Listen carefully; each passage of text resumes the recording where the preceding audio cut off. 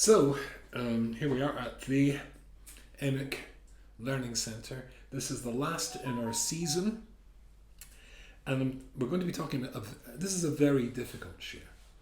I don't mean it's very difficult to understand, because I know you're all already and you're bright. It's very difficult to deal with it, what we're going to talk about. So we're just days away from Tisha B'Av. And Tisha B'Av, as we all know, I was always going to say a celebration of hatred, but unfortunately, in a sense, it was. People were really enjoying their hatred that they had for one another. And really, by definition, the whole idea of Tisha B'Av is to get to the source of why we hated each other so much. And it doesn't take very much, and I've only been here 4 months, to realise you can trigger a thermonuclear explosion with just the slightly sarcastic comment you may pass on Facebook or anywhere else, because really the political climate, even in the middle of a war, even in a war where our enemies make it quite clear, and I don't think anybody has any doubt, with exception perhaps the 30 or so idiots who wrote a letter to the Guardian and the newspaper, I don't know if you saw that today, academics and so on, demanding that the world imposes crippling sanctions in Israel to force them stop the starving people, just complete Hamas propaganda. And I couldn't understand this.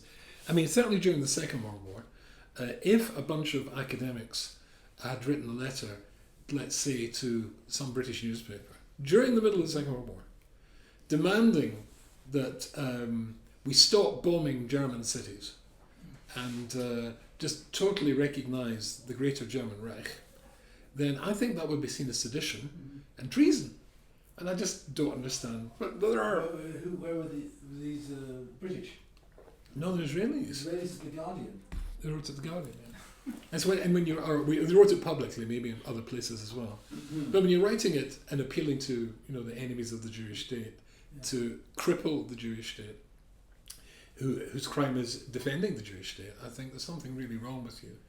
But leaving that aside, the smallest thing can seem to, literally set fire to a huge conflagration. Okay, is that the word? Sorry? Conflagration, yes, thank you. Conflagration. I can't still can't say. Okay. So let's start at the very beginning, which is, of course, being Jewish, to start at the very end. The last Mishnah in the whole of the Talmud, you can find this in the tractate called Uktzin, and it is in the 3rd chapter, and it's the last Mishnah, number 12. And it says, Lo motza Kadosh Baruch Hu, God could not find any keli, container, that would be able to contain his blessings except Shalom. Except Shalom. So we know, of course, about God. We say,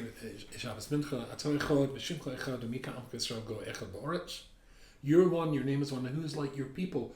One in the land. When do we get to stay in the land? When we're one, when we're united, when there's achdut. We get kicked out of the land when it was the exact opposite formula, when we didn't love each other. And there's a famous rabbi, you've all have heard of the Duvno Maggid. Somebody did the Duvno Maggid an enormous disservice by publishing his moshels, the parables of the Duvno Maggid, and he was very good at parables.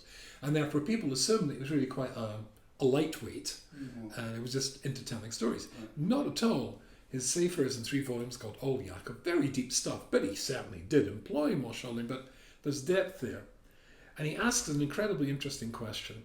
He says, why is it when the Kohanim bless the Jewish people, which of course we have on a daily basis living in Israel, that they turn with their backs to the Or HaKodesh, and they turn around and they say, Yivarecha Hashem v'yishmerecha. Hashem will bless you and keep you. Yor Hashem panav elecha v'kanecha. Hashem will shine his countenance towards you. It's all will. Shouldn't it be, he asks, that we face the Or HaKodesh, or the Kohanim face the Or HaKodesh, and ask Hashem to do this? So he says an incredibly interesting idea. He says Hashem's blessings are being poured on us all the time. But then he refers to that Mishnah that I just talked about.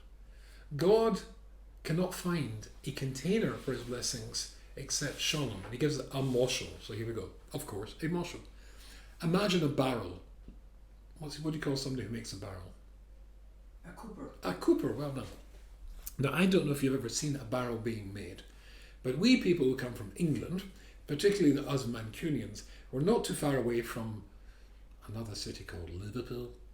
And Liverpool has a place called the Albert Docks. And in the Albert Docks, which was a major port, one of England's great major ports, there was, I don't know if he's still there, a little fellow who was a cooper. And you see him making a barrel, and it's an astonishing thing to do. To see somebody with that level, and it's just with his eye, because it's not just shaping boards which are rectangles. You shape it so the board goes like this, and you angle it so that all of the boards fit together, and then they put these hoops, these metal hoops around them, and put them into place. But he just seems to know how to do this. I mean, the apprenticeship that must take in order to turn yourself into somebody who can do that is astonishing. I'll quickly tell you a story. We had a relative in Manchester. It was called Morris Wide. Do you ever come across Morris Wide? A damn stinker. Very old German Jew. And we loved him, Uncle Morris. He was a relation of ours. And Uncle Morris, he had got to England just before the Holocaust.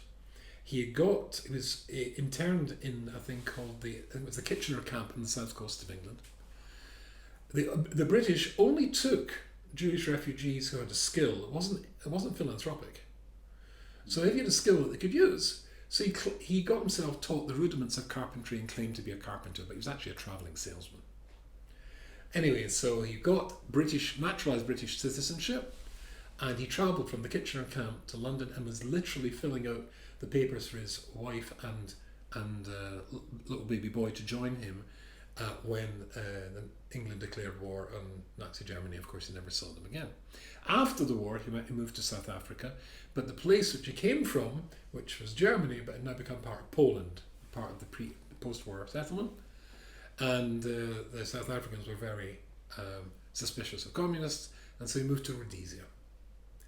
Anyway, I loved this old man, and we looked after him. He just lived around the corner for us from where we lived in a place called Singleton Road. He lived in Cavendish Road.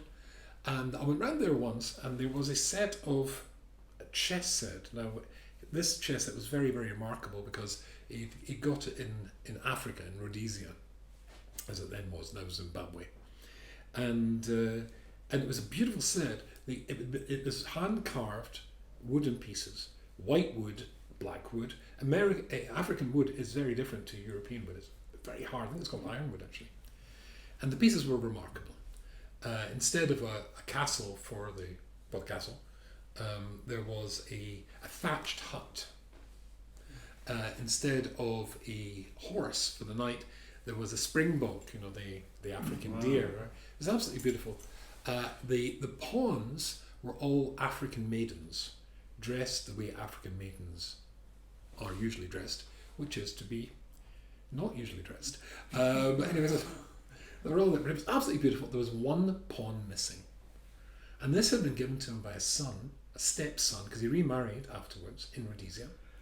and he remarried again. Sadly, that wife passed away. That's his third time. And that's how he was a member of the family. And so he remarried, and one of his stepsons adored him. Unusual. And he adored him. And sadly, the boy died of cancer. The young man died of cancer. But he'd given him this chess set, and he'd lost a pawn. So I said to him, what happened to the pawn? He said, oh, I lost the pawn. And so I said to him, could I take one of the pawns to show it to my wife? He said, of course.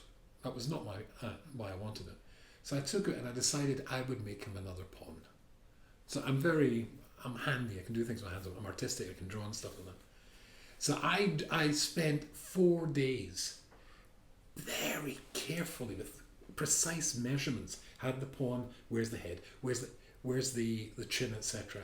And after 4 days, and I had to stain, and it was very hard to get wood that was hard enough to actually carve at that, exactitude. Anyways, eventually I got it, I stained it black. To my eyes, it was a very poor copy, but I went back to him and I said, Morris, I'm returning the pawn, and I opened my hand and there were 2 pawns. Where did you get this? so I told him, and he was very moved and he started to cry. That was that. Next day, doorbell rang.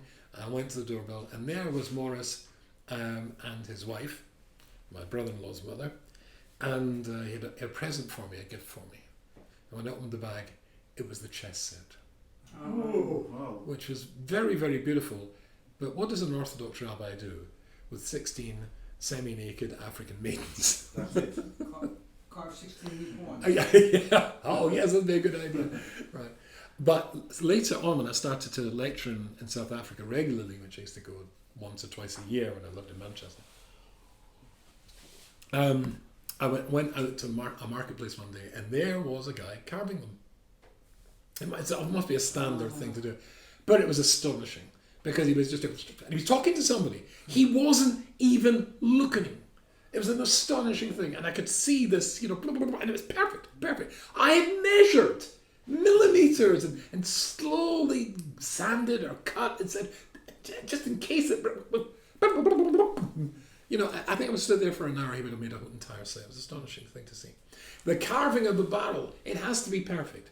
Because if you've not got the boards fitting together perfectly, then what's going to happen is, of course, you can pour in as much wine, beer, water, whatever you want to do, but it's just going to pour out. He says, that's what that Mishnah is saying. Hashem constantly wants to give us bracha. However, unless we are together, the boards are together, then it just pours out. So that's why the Kohanim don't have to turn around and ask, please bless them. He's blessing us all the time. But if we are parted, then of course it's just not going to stay. So at the time of the second Beis Hamikdash, of course, we were parted majorly. And unfortunately, I saw an interview on Spectator TV, which you see on YouTube. Spectator magazine is a right-wing intellectual magazine in the UK, very good. There's an interview of I couldn't stand this, an American academic who's clearly an anti-Semite called Mearsheimer, if I remember the name correctly. He wrote a book alleging, that basically the Jewish lobby control the American government. Anyway, his argument, it took about 2 seconds to allege that Israel was committing genocide in Gaza. It wasn't part of the conversation. He's supposed to be assessing Trump's performance as a president. And then again he attacked Israel. And then went straight into, America should distance itself from Israel because it's a failed state. And it's going to destroy itself from within. Mm-hmm. And pointed out all of these tensions that carry on, which are so much an echo of what happened at the second Beis Hamikdash. Jews hating each other for no reason. But what if Jews hate each other for a reason? Sinas Chinam is when there is no logical reason. But if I go around the table and pass the camera now and punch you in the nose, God forbid, then you are quite entitled not to like me anymore. I'm assuming you like me now. But that's not called Sinas Chinam. Sinas Chinam is get no reason whatsoever. Interactions with human beings, the whole of the Torah is split into 2 sections. There are mitzvahs between man and God, or woman and God, and between human beings and other human beings. Which do you find most difficult? Don't be shy. Repeat the question again. Yes, here we go again. Of the 2 types of areas of mitzvahs, one governing your relationship with God, interpersonal relationship with God, interpersonal relationship with other people, what do you find most difficult? God or other people?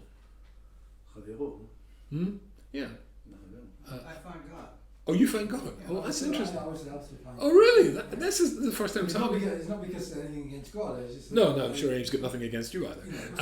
But that's interesting. Most people see other people. Yeah. In fact, this is the first time anybody's ever Actually, said the God. way We see I because- justice. The people have trouble. Yeah, I've got you around to my way of being prejudiced. That's good. Yeah, because the point is that God can forgive you for everything and anything. There's a classic word called Mesilas Yesharim that says at the beginning, even murder, even adultery.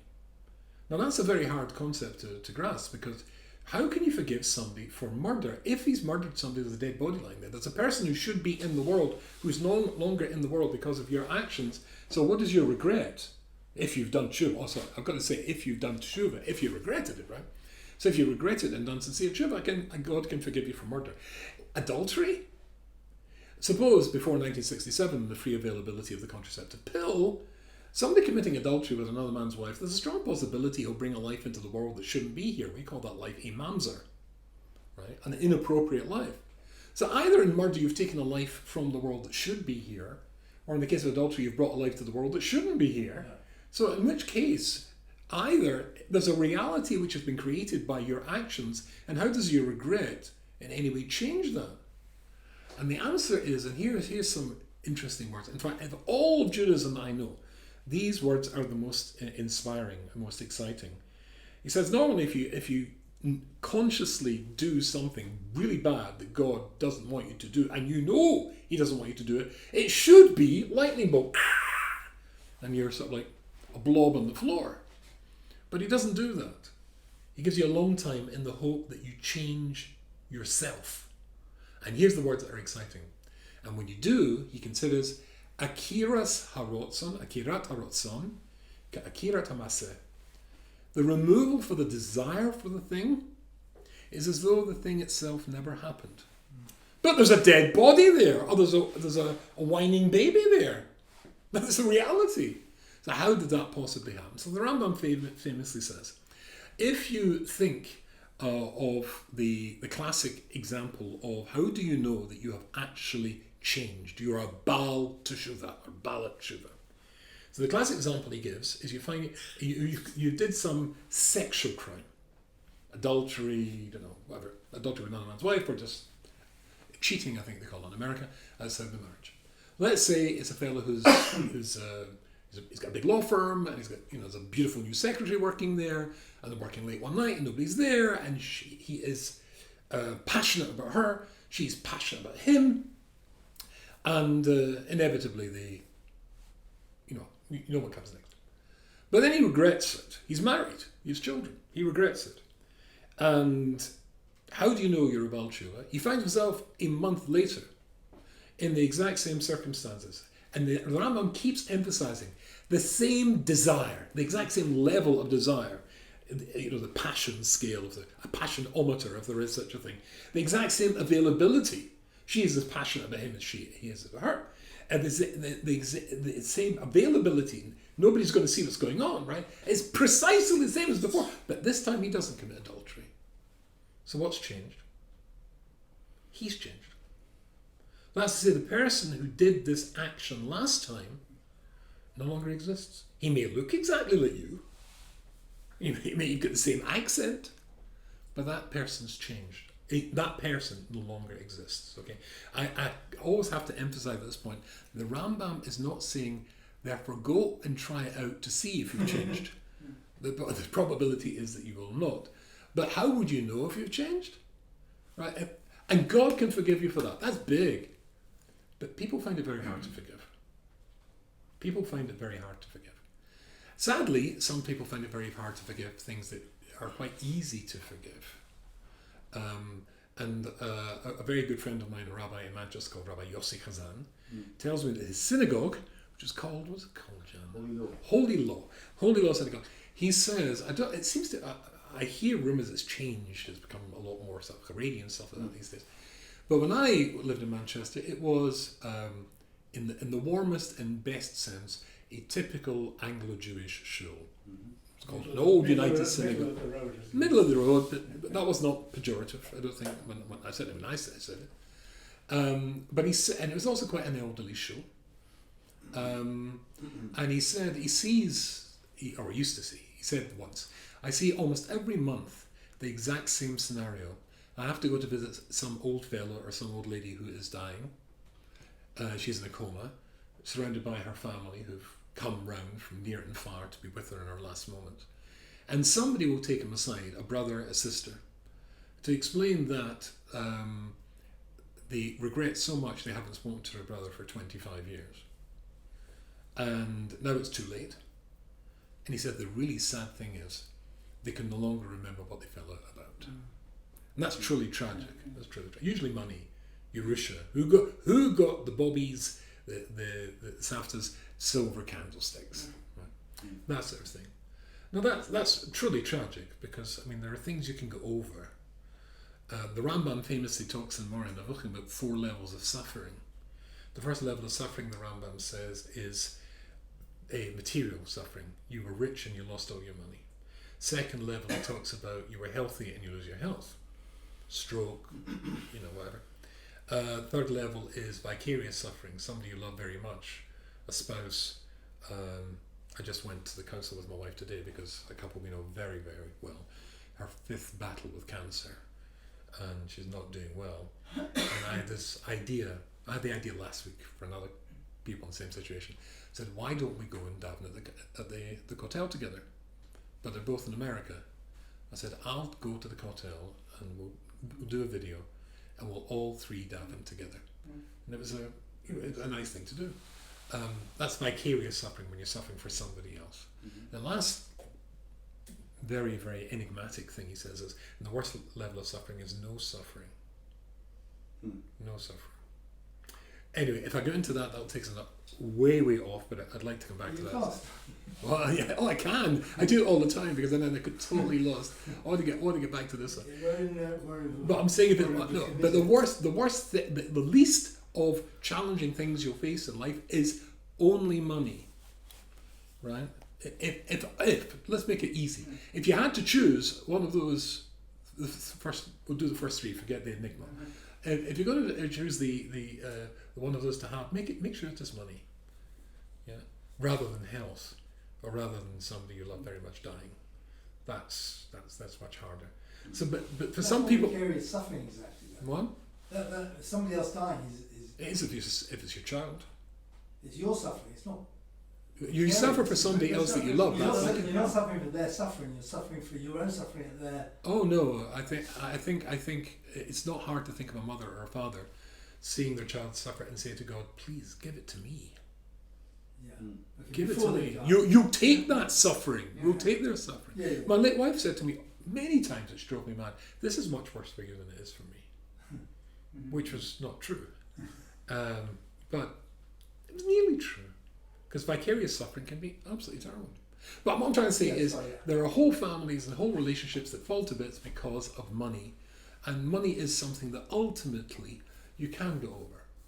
It's not easy, I'm admitting that. But there are some things that a person can do which are literally unforgivable. Literally unforgivable. And that's what I'd like to talk about tonight. And that's what makes this a very challenging concept altogether. Okay. So, fine. The Rambam says that if a person has been very, very badly hurt by somebody else, and if that person who's been hurt by somebody else is approached by the person who asks forgiveness, then what should your reaction be? So I'll read that to you. Oh, why not? Base test. Chapter 2 of Hilchos Tshuva, and it's 9. So after going round the bushes a bit about how easy it is for God to forgive you if you're sincerely sorry, as we just gave you 2 examples, that's if it's between you and God. But what about other people, which is my previous question. So I'll read to you some people. Ein ha-tshuva v'lo yom kippurim, neither tshuva or Yom Kippur, mechaprin ela it only helps you for the things you've done wrong relative to your relationship or with your relationship with God. Keep going. Misha achol dava osa. You went into a restaurant and ate something which wasn't kosher. Or baal bilas asura. Or indeed you committed adultery with somebody else's wife. But he has that sort of thing. Aval averet shebin adam la'chavero. But what you've done to hurt somebody else, could go on a chovelis cheder, you punch somebody in the nose, as I was postulating before. Or a makala cheder, you curse somebody, and cursing is not just saying you damn blah blah blah. It's meaning a curse, die. This is all Harry Potter stuff. Or Goslo, or you mugged him and stole money from him. That God can never forgive. I remember when I used to work at the BBC, forgive me, please, that's something I'll have to do tshuva before. But there was a very, very good friend of mine, still is. He's called John Forrest, he's a producer, produced me in many, many programs. And he used to talk about when somebody asks a Jew, could you forgive the Nazis for what they did in the Holocaust? He says that's an anti-Semitic statement. The question, because it's not really a question, it's a statement. They're trying to put you on the spot. What they're trying to say is, they're trying to make you into the bad guy. Yeah. But obviously, if I had, now, I don't know why I'm being so violent tonight for the third time, punched you in the nose, if I come around and punch David in the nose, I can't come to Jan and say, Jan, will you forgive me for punching David in the nose? You didn't punch my nose! Go and discuss it with his nose! Right? I mean, with him, right? It's his nose. So how can you possibly forgive somebody for what they did to 6 million other people? It's an insane thing, right? Anyway, so basically, but when you're asking somebody, can you forgive me? It has to be that you are the person who's been offended against. So God can say, well, don't ask me. It's him that you stole the money from. His wife you committed adultery with. His child you murdered. So you'd have to get them to forgive you. So that's it. It's never forgiven until you repay the money that you have stolen. That's interesting incidentally. People get this wrong about tshuva when it comes to interpersonal things. Suppose last week or one of the weeks before, let's say you put down your shoulder bag and I was really, really strapped for cash. I'm always strapped for cash. And I saw a 200 shekel note peeking out. Right, I thought, oh God, that'll solve my problem. So I sneaked the 200 shekel. Right, and suddenly you noticed it, and everybody goes scrambling, but where's the 200 shekel? I'm going, I don't know. During the week, I feel remorse. And I go to David and I say, David, you know that 200 shekels that you lost it. I'm sorry, it was me. They say we're really stretched for cash at the moment, and you know, making Aliyah is a big deal, and I saw the money, and please, I'm so sorry. And you say, look, Rabbi, everybody goes through tough times, and obviously it was a big temptation for you. Just pay back the 200 shekels, and it's forgiven. I don't want to give you back the 200 shekels. I just want you to forgive me. That doesn't work. Part of real tshuva between other people is to put right the damage you've done. But there are things you can do that can't be put right and can't be forgiven. So let's move on. Even though you return the 200 shekels, assuming you did, you still have to appease the fellow and get him to forgive you. But I feel I think these words always strike me as almost funny. Even if you only hurt him with words. What's that English phrase? Sticks and stones will break my bones, but words will never hurt me. Mm-hmm. What a load of nonsense. Yeah. Words can be very vicious. Anyway, so if that was the case, you have to appease the fellow, and drive him bonkers until he forgives you. If he won't forgive you, allow himself to forgive you, bring 3 of his friends so that they can see how serious you are. And he can see how serious you are. And in front of them say, I stole the 200 shekels. I'm really sorry, I've returned the money and I'm begging him to forgive me. And what happens? No. And if he doesn't accept your petition, then bring another 3. And another 3. And if, you probably know what comes next, and if it's the case, what? And if he doesn't forgive after 3 times, he's the sinner. And the sin becomes his. How do you feel about that?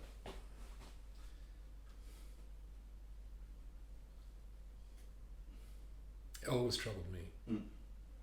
Well, we're saying Hashem has it within us to be able to forgive and wants us to forgive. That's clever. Yeah, that's clever. Any other ideas? Well, my problem is what the thing that the person asked you to do, you just can't forgive. I used to teach in a seminary, a girls' seminary in Manchester.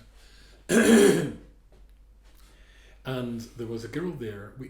Towards the end, we seemed to get a lot of troubled girls, and Hasidic girls from Borough Park. And there was one girl who came, and her parents, her mother must have been very disturbed, but she used to lock her kids out in the fire escape all night in their pajamas during the winter. Now, New York, you can get frostbite in New York, literally frostbite. Or worse, yeah. Oh, yeah. Anyway, this was, people noticed this, and there was an intervention by the proper authorities, and the children were taken away from the mother. And the mother, don't know what happened to her. I assume that she had treatment or whatever. But this girl who was in seminary, when she became a Kala, being Hasidic was pretty young, I think 18. When it came to her wedding, there she was sitting as Kalas do in a seat made like, looks like a throne, and she's wearing her beautiful white dress, she looks like a queen, blah blah. And there was a do-gooder there. I don't mean that pejoratively, somebody was trying to do good because the mother was there. But she had not seen her mother for, I'm guessing, 14 years, something like that. So somebody said, your mother's here, can she come and sit beside you? Which of course would have been the normal thing to do anyway. So the girl considered for a second, and she said, yes. So through the crowd, there appears the mother, the woman she hasn't seen, and maybe she didn't even recognise her, but it must have been her. So the girl smiled weakly at the mother smiled weakly at her, obviously a very uncomfortable situation. And then the mother sat beside the girl, and the girl was able to have her there for about 30 seconds, and no more. And she started to shake. Tears welled up in her eyes, tears started dripping down. Of course, the girl's all made up to be as beautiful as could be for a wedding, but she just couldn't take it. Now, does that mean to say that this girl who could not forgive the mother, could not tolerate the mother's presence, that she has now become not just the victim, but now the perpetrator as well? If you can't forgive, and the person asks for forgiveness 3 times, and you say no, then the sin passes from the perpetrator to the victim. So not only was the person terribly abused at this girl, but also she becomes as though she was the abuser. And that's what troubled me. But of course, you have to see, like any story, the whole picture. The next halacha. And I checked, when I read this, it struck me that this was the solution. And when I asked my rabbi, the Gates Rabbi Rakov, he said I was right. Listen to this. Next halacha. Oser la adam liot achzari. It's prohibited for a Jew to be cruel. V'lo yispayis, and not allow himself or herself to be appeased. The true definition of a Jew is somebody who's very hard to get to lose his temper and very easily forgets. That means to say is, when is it that if you refuse to forgive, then the sin passes to you? It's when you're doing it as cruelty. You want me to forgive you? Burn in hell! That's when the sin passes to you. But if I can't forgive you because I can't forgive you, the crime that you did was so appalling. I'm not talking here about money. You can get over money, but I'm talking about the sort of crime where you're going to need psychological counselling perhaps for the rest of your life. The sort of thing you would never want to know happened to you. The fact that your sister stole your mother's candlesticks, the problem is that Jews are too... the reason I don't tell her she stole the candlesticks... No. I'm talking about something that you're so ashamed of, so embarrassed by, so damaged and destroyed by, that you'd never want anybody to know that you were a victim of this. And you all know the sort of things that I'm talking about. In fact, I recall many years ago when I was the official campus rabbi for the 14 universities of the northwest of England, there was this Jewish student organisation is called UJS, Union of Jewish Students. And the Union of Jewish Students had an annual conference called in a centre called the Hayes in Derbyshire. I haven't thought about those words for a long time. And I went there, and there was in those days about 400 Jewish students, and of course they voted in all sorts of motions and all sorts of trendy stuff, and elections for the new offices for the coming year. And there was a bunch of young ladies, there was about 6 or 8 standing around, very much a clique. They were all had sort of like shaved hair, wearing Doc Marten boots. Can you guess the lifestyle that we're talking about here? Right. And somehow or other, one of these young ladies, I can't remember whether she approached me, I approached her, but we, I think the current phrase is, got into it. And we sat down, or we stood, and then we sat down, and argued for about 5 hours, till about 2 or 3 o'clock in the morning. And it was after, and you have to realise, I was literally the enemy. A male, B, an Orthodox Jew, a rabbi, doesn't get much worse. And she was all full of all the propaganda and the statistics, a lot of which were complete garbage, by the way.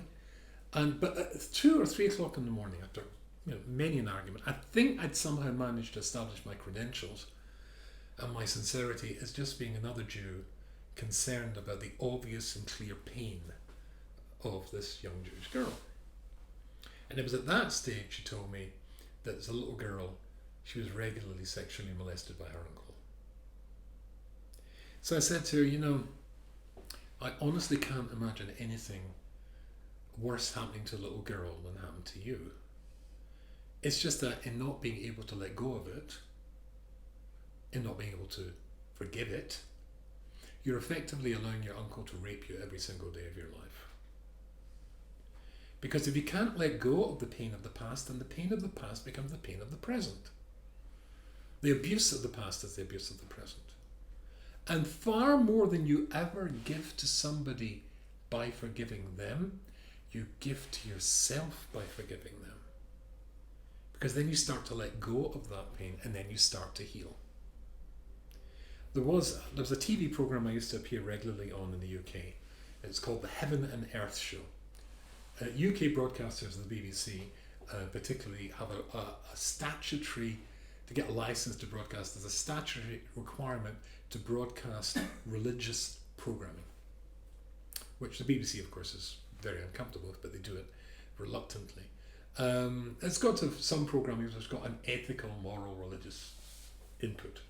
So this was their attempt at it. It was very sort of like jazzy and funky, and used to get all sorts of famous rock stars and stuff to present the program for that week.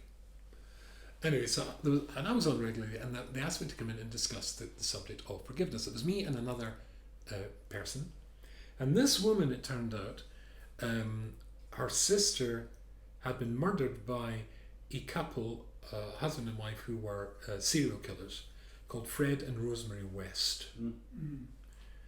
Turned out the guy, they estimate, so they basically kidnapped young ladies, raped them, tortured them, and then he was in construction. He was a kablan, and so he buried them, in the building sites that he was working on. His house, which was eventually had to be ripped down, there was 30 bodies buried underneath, including this woman's sister.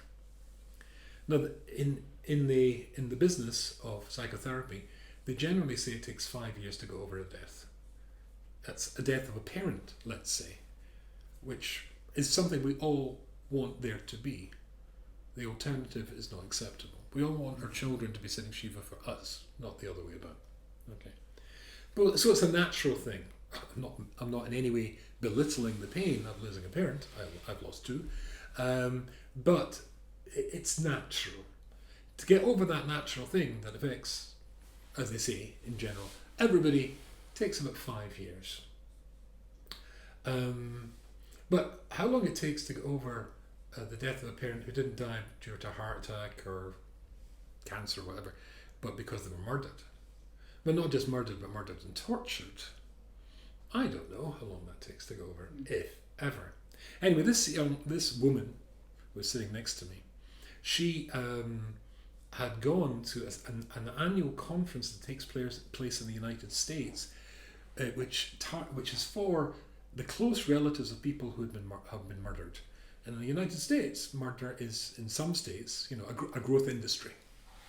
Indeed, if you just saw the news 2 days ago in New York, anyway, a guy had travelled all the way from Las Vegas to kill people in New York.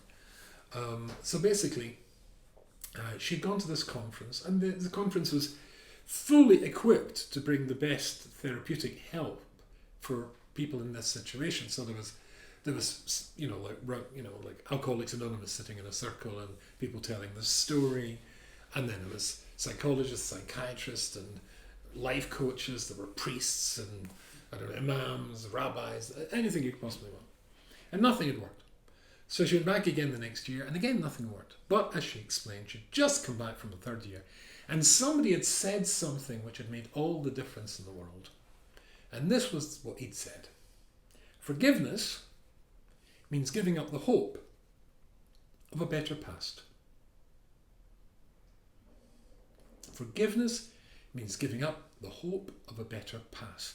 Because when something really awful happened to you, don't you play over it in a loop in your mind again and again and again? Only this time, when the guy was going to get the little girl, the police burst through the door and shot him, and you rewrite it in your mind and you go through this over and over and over again. Forgiveness means giving up the hope of a better past.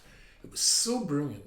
So I took it away, and there's a very good and close friend of mine who is he was a campus rabbi like me, and then he qualified as a clinical psychologist. And I told him this, and he phoned me back 2 weeks later. He said, I want you to know that and he works exclusively with Orthodox clients. He said, I want you to know that I had, I think 6 or 7 clients he had no success with for 2 years. Until, he said, I told them your magic words, which weren't mine, by the way, it was hers. Or whoever the guy who said it. And suddenly, after 2 years of no movement. Forgiveness means giving up the hope of a better past.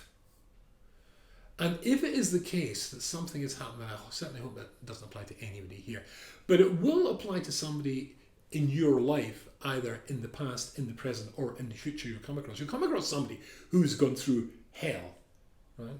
Yesterday you're walking about here, I just saw a boy with a girl having a coffee near where I live, with his metal one leg. There must be a lot of pain and wounded soldiers going about now. You'll know, and you'll come across somebody going through this. And this formula of words, this idea, and I'm not just telling them they should forgive somebody's done appalling things to them for them. Oh, incidentally, on the TV show, when she said this, I was very moved. I thought it was brilliant.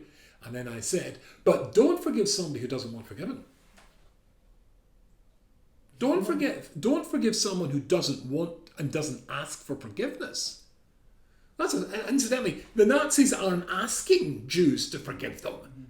The Nazis can hardly wait, just like Hamas, because there's the Christian Nazis and the Islamic Nazis, to do over and over and over again. Don't forgive them. If the person's not asking for forgiveness, then if you offer forgiveness without them showing regret, there's a strong possibility you just encourage them to do to somebody else the same thing they did to you. So that would be a mistake. But if you find somebody who is literally tethered, anchored to the past, and it's killing them, then you should tell them this idea. Not for the guy you're forgiving, assuming he wants forgiveness, but more for you. Because if you live in the past, your present is the past, and you're being raped every single day of your life. Yeah, David. Even if the person who did the horrible act doesn't ask for forgiveness, wouldn't the victim still, in forgiveness, heal themselves, even if they didn't ask to be forgiven? If you offer it, at least even to your own mind, without even saying to them, I forgive you, if you let go of the burden and forgive them in your own heart and mind and just carry on, and they didn't ask for it, wouldn't that also be healing for the person? It could be, but at the back of the person's mind, they have to know that the guy hasn't asked for forgiveness. Mm-hmm. So that's going to, I think, somewhat disrupt the therapeutic effect that it could have. More than that, you have to know and be aware, did I encourage him to do it to another little girl or another little boy or whatever it was, by the fact I forgave them when they didn't ask for it? So when I said that on the TV, of course, I had about 2 million Christians phoning up and sending in emails, saying I was evil, which I don't mind because I know I am. But I think very, very importantly, the person has to regret it. It's the joke I said before, I'm not giving you the money back, just like to forgive me. No. You've got to try and put right as much as you can put right. There's a lot to say in this subject, and we're completely running out of time as usual. But just one last point, and that is, even if you cannot see, or the person whom you know could not possibly see a way to forgive somebody who had hurt them so deeply and so profoundly, or damaged them so deeply and profoundly, you should tell them they should still try, and if they can't see a way to do it themselves, you don't have to do it yourself. There was a movie, I think it was a stage show on Broadway. It was called Fiddler on the Roof. No pun intended. You must have got a lot of that when you were born. Fiddler on the Roof. And in this show, there is a song, I think I saw this when I was about 9, my parents' TV. And there's a song in it which goes, if I was a rich man, doidy doidy doidy doidy doidy doidy doidy doidy. And it's one of the lines is, and people would come and ask me, if I was a rich man, people would come and ask me for advice all day long. And I think it was very clever, because I think what Jews did, long before help and therapy became a multi-trillion-dollar industry with psychologists and psychiatrists and psychoanalysts and counsellors and all that sort of stuff, Jews have been very good at going and asking for help and advice from other Jews, and you'll always find it. Being a member of Klal Yisrael means that you have access to the chesed of Klal Yisrael, and that's unparalleled. There's always going to be somebody who's there to help you when you can't find the way forward yourself. I think I once mentioned to you that living in New York when I first moved there, New Yorkers often use the phrase they're going to spend the summer in the mountains. And when New Yorkers say the mountains, they mean Catskills. the Catskills. And because the name Y.Y. Rubenstein, as Jan will certainly tell you, is synonymous with tact and diplomacy, I should keep my mouth shut, but I don't, or I didn't, and I would say, I'm sorry. The Catskills are not mountains. The Catskills, I'm Scottish, are pimples. If you want to get to the top of the Catskill, I don't care what you're wearing on your feet, if you're male or female, if you're wearing high heels, you can still get to the top of the Catskill. Catskills. But if you want to get to the top of a Scottish mountain, then I can assure you, gentlemen, that you're going to need some serious climbing gear and boots. And if you want to get to the top of a Swiss mountain, then it's got to be super professional gear. But if you want to get to the top of the highest mountain in the world, which of course is called Everest, then what you need is not only the most sophisticated gear in the world, but you need a support team, which is going to get you to the top. And they have a name. And what is the name? Sherpas. And I love that name. It's almost identical to the Yiddish word schleppers. And which is exactly what Sherpas do. They schlep stuff. So what happens is, any idea how many to get one person to the top? Right. 50. 50. So 10 make a base camp, and they attend to that. And then 40 schlep with you to the first Madriga, and then they make a camp there. And then 30 go to the next, 20, 10, and eventually you get to the top. The higher the mountain you have to climb, the more help you need to get to the top. And of course to come back down again. And if you can't possibly see a way to get there, you need to know that there is, even if you can't see it. And if you have suffered terrible abuse or terrible, whatever it is, pain and hurt and scarring, then there could be somebody who's there who can help you to let go of the past so the pain of the past stops and you can move on with your life. Never try to get to the top of the highest mountains on your own. That's going to be a disaster. But there's even a way to reconcile the most profound hurt. And if that's true, then the small hurts, the money, the person didn't give you COVID, they didn't stand up for you when Rabbi Y.Y. Rubenstein, a legend in his own mind, walked into a room, you can go over that as well. Jealousy, you can go over that too. And therefore the reason that we're going to be celebrating, or hopefully not celebrating, mourning another Tisha B'Av, is because we really didn't take seriously enough of the fact that that's a solvable situation. But it might be that we have to do it in groups. Maybe we have to do it as chaburas, learning the whole ideas and all the consequences of it. And maybe we just have to help people who are in a lot of pain before the pain grows and distorts the entirety of their life. I'm saying no more. Sure, Rabbi. David. I've always been curious about the term sinus pinum. Any party who hates thinks he has a reason to hate. The person wouldn't say, I hate him for no reason. He doesn't support this bill, or he's against this judge's actions. So people who hate have a reason. What is seen as chinam? So the question is the reason legitimate? We'd have to analyse that. Yeah. But sinus kingdom does exist even without. It's more of a gut reaction. You really have to dip into Nazi literature for a good way to see this. And unfortunately, in the state of Israel, in the secular left, you will find, and I've never seen this in the Haredi against the non-secular, to see them as being non-human. Mm-hmm. But what's her name? Her father was a famous rabbi. She was Shalomet Aloni, the head of Meretz. She said that the Haredi has taken the place of the Jew in Israeli society. Another famous left-wing Tel Aviv guy, this is going back to the 70s, said, when I see the Haredi, I understand the Nazi mind. So there is, I used to say, incidentally, I'm not getting it in any way in the state of Israel. In England, I found that. To the people were talking, the middle of the road Anglo British Jew, when I was growing up, when I was a young man, if you said just one word, you would see the face go very strange. Gateshead. Now, generally, it's never been there. Don't know what it's about, but it was just dark, sinister place in the northeast of England, which is the biggest yeshiva in post-war. There is that same sort of gut reaction of seeing payas. I'd say there's a lot of hatred on the other side as well, but there is a type of hatred which is just a gut thing. You just don't like the way they look, and the fact that they're these, and the fact that they're these. Well, that does exist. But then, of course, there is sinus kingdom, which seems to be rational. But if you dissect it, you'll find that at root cause, it is this just, I don't like them. Why? I just don't like them. And people say, I don't know, I just don't like them.